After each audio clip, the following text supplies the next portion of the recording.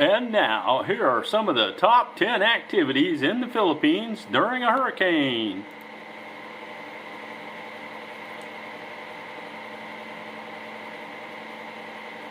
Cliff diving.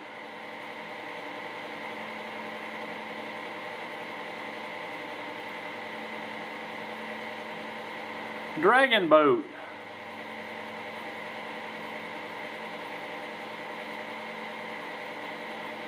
That's not really a dragon boat, but who cares?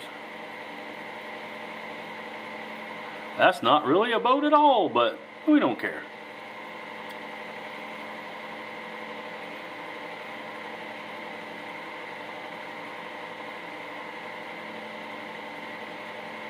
That boy's got talent. I guess he ordered his food to go, and that's their version of DoorDash.